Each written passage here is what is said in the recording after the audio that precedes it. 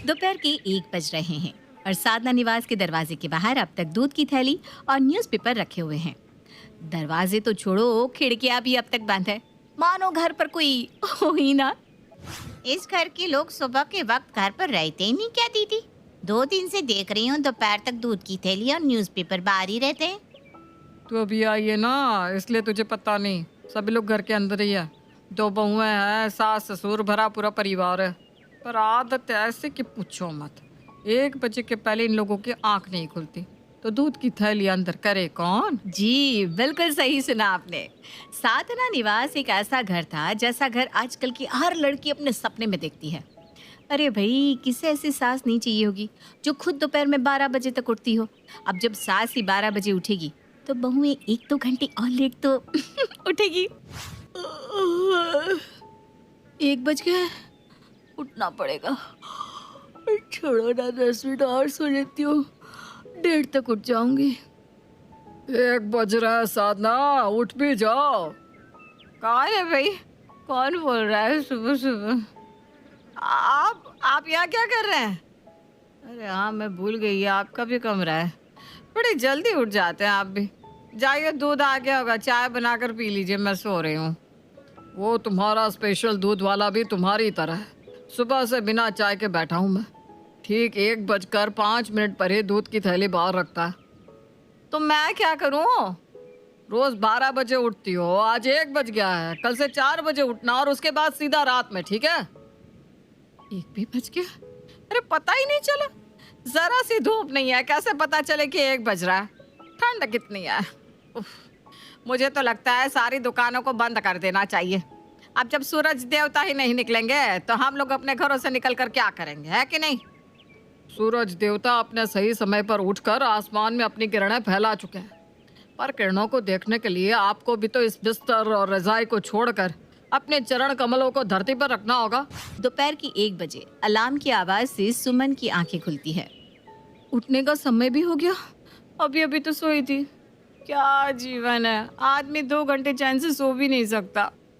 ये थी साधना निवास की आम सुबह, जहां सास और बहुएं 1 बजे तक किसी तरह से बिस्तर को छोड़ने के पहले सोच विचार कर रही थी कि बिस्तर छोड़ा जाए या नहीं। दरवाजा खोलकर सुमन बाहर रखी दूध की थैली और न्यूज़पेपर को अंदर लेकर आती है।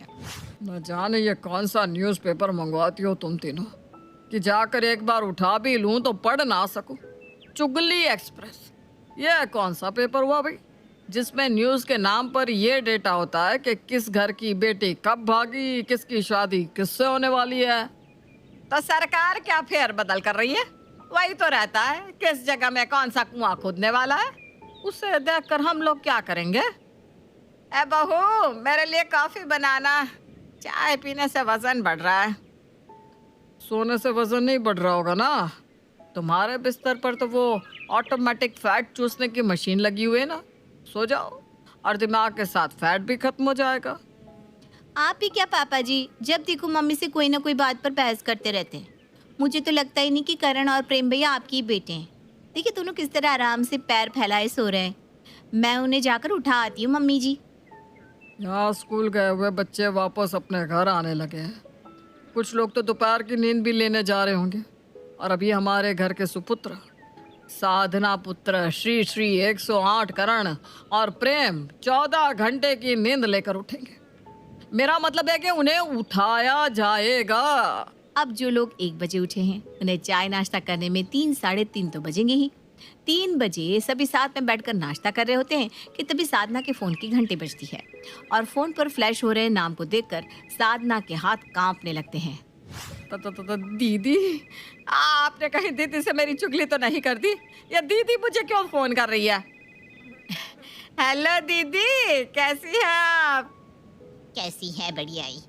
जानबूझकर हालचाल पूछने में समय निकाल देगी, फिर कहेगी घबराकर मेरे हाथ से फोन गिर गया और ऑफ हो गया।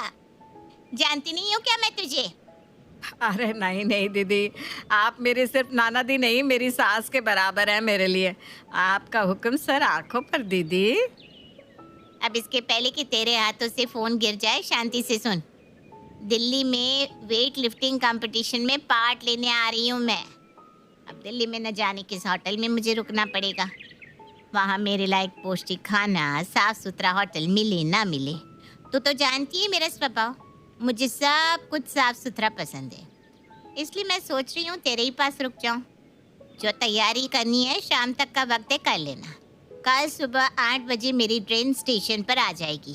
और हाँ, किसी को मुझे लेने आने की जरूरत नहीं है, मैं खुद पहुँच जाऊंगी। ये कहकर चारुलता फोन रख देती है और साधना के कानों में लगे लगे ही फोन नीचे गिर जाता है।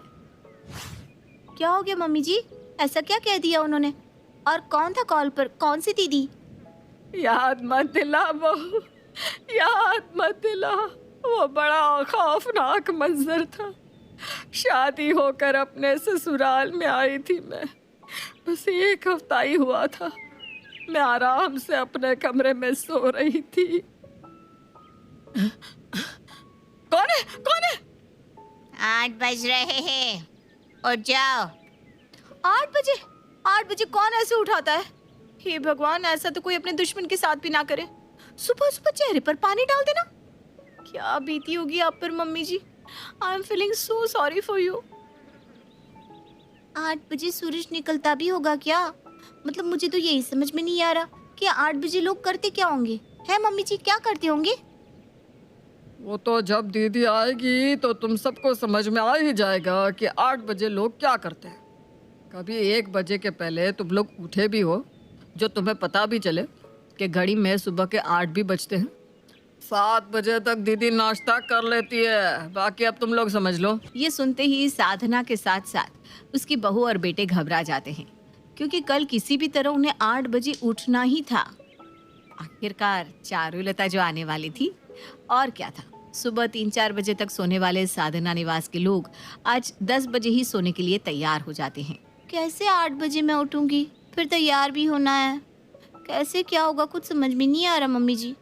मैंने तो 3 बजे से लेकर 7 बजे तक का अलार्म लगा दिया है। हर आधे आधे घंटे पर अलार्म बजता रहेगा, तो कैसे ना कैसे 8 बजे तक तो उठ ही जाऊंगी मैं। और तभी सुमन नई साड़ी पहनकर बिंदी लगाकर अपने कमरे से बाहर आती है। इस वक्त तुम कहाँ जा रही हो, वो भी साड़ी पहनकर? मैं कहाँ जाऊंगी इतनी ठंड में, कहीं भी ना ना ना।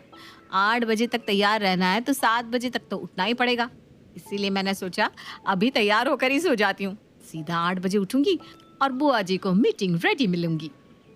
यह तो बहुत सही दिमाग लगाया सुमन। मैं भी तैयार होकर ही सो जाती हूँ। मैं भी तैयार होने जा रहा हूँ। और सभी तैयार होकर ही सो जाते हैं। और अपने कहे मुताबिक चारुलता 8 बजे घर की बेल बजा देती है। बेल की आवाज़ सुनते ही सभी एक साथ भागते हुए दरवाजे पर पहुंचते हैं। नमस्ते दीदी। हाँ नमस्ते। अब हट परे, मेरी बहुओं से मुझे मिलने दे। दोनों लड़कों की शादी में मेरा आना ही नहीं हो पाया था। पहली बार गंगा स्नान पर गई हुई थी और दूसरी बार 4 धाम की यात्रा पर। लड़कियां तो दोनों ही प्यारी है, दिल खुश हो गया। क्या नूर है चेहरे पर। वैसे तुम दोनों भी कहीं अपनी सास की तरह लेट से तो नहीं उठती? नहीं नहीं नहीं बुआ जी। बैठिए ना बुआ जी, मैं अभी आपके लिए चाय नाश्ता लेकर आती हूँ। चाय नाश्ता और अभी? मानना पड़ेगा सुरेश, मेरे भतीजे की बहू तो बड़ी मजाकिया है। इस वक्त तक तो दोपहर के खाने की तैयारियां शुरू हो जाती है। बेटा जा, तू करेले की सब्जी, जौ की रोटियां और बाजरे की खिचड़ी बना ले, और बीट रूट का जूस सही रहेगा। अरे वाह दीदी, करेले की सब्जी खाए तो लगता है जमाना हो गया। मैं अभी जाकर करेले की सब्जी लेकर आता हूँ। सुरेश की खुशी देखकर तो साधना गजब की डर जाती है। उसकी दोनों बहुएं उसे फुसफुसा कर कहती है, करेला कैसे खाएंगे मम्मी हम? बाजरा क्या होता है? कैसे बनेगी खिचड़ी उसकी? अब जिन लोगों को ये भी नहीं पता कि बाजरा होता क्या है, वो कैसे बनाएंगे बाजरे की खिचड़ी। पर किसी तरह सुमन और शालू किचन में जाकर खाना बनाने की कोशिश करने लग जाती है। ये लाल लाल टमाटर जैसा क्या है दीदी? आई गेस ये कोई वैरायटी है ऑरेगोनो की। क्या लगता है तुझे? मुझे लगता है ये लाल आलू है। मैं तो सोच रही हूँ इसके पकोड़े तल लेते। हाँ ये भी सही है। और किसी तरह दोनों बहुएं मिलकर बनाती है बाजरे की रोटी, जौ की खिचड़ी, करेले की सब्जी और बीट रूट के पकोड़े, साथ में टमाटर का जूस। ऐसा खाना जो चारुलता बिल्कुल भी एक्सपेक्ट नहीं कर रही थी। पर चारुलता हेल्दी खाने में इतनी वैरायटी देखकर गदगद हो जाती है। दोनों बच्चियां मेरे सामने आओ आओ। चारुलता अपने दोनों हाथों से एक एक सोने का कड़ा खोलकर दोनों बहुओं के एक एक हाथ में पहना देती है। जिंदगी में पहली बार बीटरूट के पकोड़े खाए हैं मैंने। यही तो है घर और बाहर के खाने में अंतर। बाहर कहाँ मिलता मुझे बीटरूट का पकोड़ा। और जौ की रोटी तो खाई थी, पर जौ की खिचड़ी भी बनती है मुझे नहीं पता था। क्या खाना है, अमृत है अमृत। इस खिचड़ी को खाना है कि पीना है? और साथ में ये जूस है कि चटनी? इसको किसमें मिलाना है? और ये हरा भरा क्या है? मुझे लग रहा है ये जो लाल लाल है ना, ये दाल है, और साथ में जो खिचड़ी है वो चावल की जगह बनाई होगी शायद।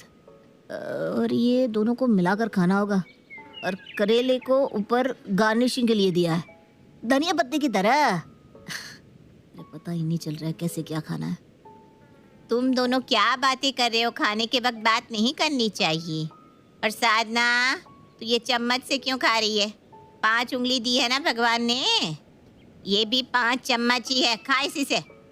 हाथों से खाने से अच्छी तरह से पचता है। चलो अब सब भगवान को याद करो और अच्छे से खाओ। और हाँ, खाने का एक दाना भी थाली में नहीं रहना चाहिए। चारुलता को आए अभी मुश्किल से 4-5 घंटे भी नहीं हुए थे कि उसने साधना निवास का पूरा माहौल ही बदल दिया। ठंड बहुत ज्यादा हो रही है नहीं दीदी? थोड़ी देर का मार सीधी कर लेती हूँ। हाँ मम्मी जी, चलो ना, बहुत ठंड हो रही है, थोड़ी देर हीटर में बैठते हैं। मुझे देख, एक पतली सी कॉटन की साड़ी पहनकर तब से घूम रही हूँ। मुझे क्यों ठंड नहीं लग रही? ठंड उन्हीं लोगों को लगती है जो कोई काम नहीं करते। ठंड लग रही है ना? चलो उठो तुम तीनों और घर की सफाई में लग जाओ। ये दीवारों पर इतनी धूल कैसे है? घर में सब कुछ नौकर पर छोड़ दोगे तो आलस के कारण शरीर में 100 बीमारियां होंगी। उससे अच्छा खुद ही काम कर लो। साधना, जा तू छत साफ कर। शालू, तू बाहर आंगन साफ कर। और सुमन, तू पूरा हॉल साफ कर। और तुम दोनों लड़के सुबह से दोनों दुकान क्यों नहीं गए? दुकान क्या स्टाफ के लिए खोल रखी है? चलो उठो, दुकान के लिए निकलो। हे भगवान, तेरा लाख लाख शुक्र है। मुझे तो विश्वास ही नहीं हो रहा कि आज मेरे दोनों बेटे दुकान पर जा रहे। वाह भगवान वाह, सबका दिन फिरता है। और दोपहर के 1 बजे तक सोने वाले साधना निवास के लोग आज दोपहर का खाना खा पी कर काम पर भी जा चुके थे। ये था चारुलता का जादू। बुआ सास ऐसी आई कि सभी की सांसें फूल गई। अब इतना काम करने के बाद किसे ठंड लगने वाली थी? और इसी तरह पहला दिन तो निकल जाता है। थके हारे सभी लोग घास फूस खाकर सो जाते हैं। साधना अपने कमरे में सो रही थी कि तभी किसी आवाज से उसकी आंखें खुलती है और वो क्या देखती है कि पॉइंट की ड्रेस पहनी उसकी बड़ी ननद सीटी बजा रही है। हाँ, चल 2 मिनट तेरे पास है, तैयार होकर बाहर आ जा। मेरे दोनों भतीजे और बहुएं बाहर तैयार होकर आ चुके हैं, बस तू ही बाकी है। हम मॉर्निंग वॉक करने जा रहे हैं, जल्दी उठ। रात के 4 बजे? अरे दीदी, अभी तो रोशनी भी नहीं आई। अंधेरे में हम कहाँ जाएंगे? और बाहर कितनी ठंड है, कहीं हमारे मुंह से झाग ना आ जाए। मम्मी जी ठीक कह रही हैं बुआ जी। मुझे तो लगता है अगर मैं बाहर गई तो सिकुड़ी हुई कहीं गिरी हुई मिलूंगी। आज छोड़ देते ना बुआ जी, या फिर हम थोड़े लेट से चले, या फिर शाम को चलते हैं। हाँ, मैं दरवाजे के बाहर खड़ी हूँ, अभी 4 बज रहे हैं। 4-5 तक सभी के सभी मुझे बाहर मिलने चाहिए।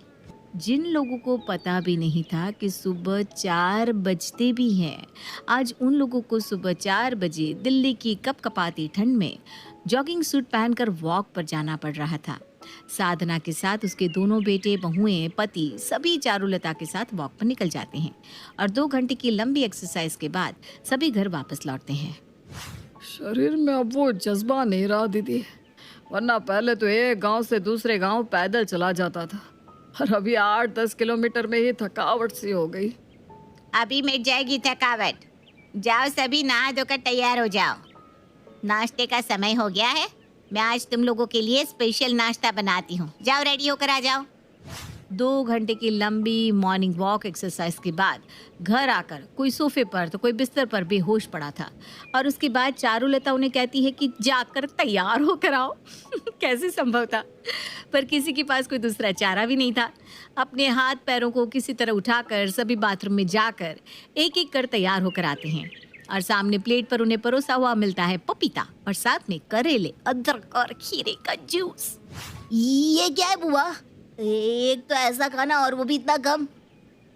ये एक्स्ट्रा तेल मसाला भुना हुआ खाना खाने के कारण तुम सभी के शरीर की ये हालत हो गई है।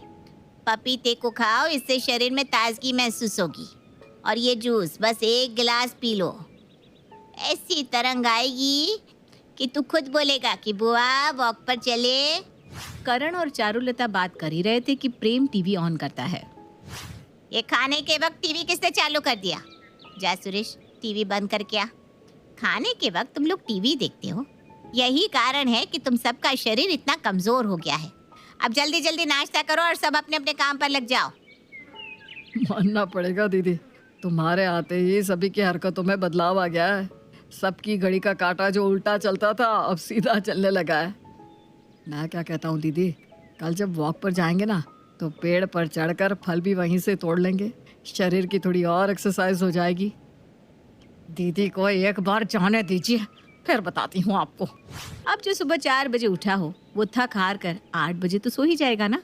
साधना निवास में जहाँ लोग रात को 1 बजे डिनर करके सुबह 3 साढ़े 3 बजे तक सोते थे, वहाँ आज सभी खा पीकर 8 बजे खुद ही अपने कमरों में सोने चले गए। टाइम पर सोने के कारण सभी की आंखें खुद ब खुद 4 बजे तक खुल जाती है और सभी रेडी होकर हॉल में आते हैं। ये दीदी कहाँ गई, दिख नहीं रही? लगता है आज दीदी को उठने में देरी हो गई। नहीं मम्मी, मैं तो अभी बुआ के कमरे से ही आ रहा हूँ। बुआ तो कमरे में नहीं है। लगता है आज वो हमारे बिना ही वॉक पर चली गई। तो मैं एक काम करती हूँ मम्मी, जाकर नाश्ते की तैयारी कर लेती हूँ। बुआ जी जब आएंगी तब साथ बैठकर खा लेंगे। सभी आधे घंटे घर पर ही एक्सरसाइज कर लेते हैं और नहा धोकर नाश्ते की तैयारी में लग जाते हैं। इसी तरह 8 बज जाते हैं पर चारुलता वापस नहीं आती। आप एक बार दीदी के नंबर पर कॉल तो कीजिए, कहीं रोड पर गिर पड़ तो नहीं गई। कि तभी साधना के फोन की घंटी बजती है और स्क्रीन पर वही नाम फ्लैश हो रहा था जिस नाम को देखकर साधना घबरा जाती थी। वो हड़बड़ाकर फोन उठाती है। मैं ट्रेन में बैठ गई हूँ, तुम लोग अपना ख्याल रखना। हैं? दीदी चली भी गई? उनका तो ऐसा ही है, बिजली की तरह है वो, अचानक ही आती है अचानक ही चली जाती है। वैसे मेरे प्यारे घर वालों, कैसा लग रहा है सुबह उठकर? Like, comment, and subscribe.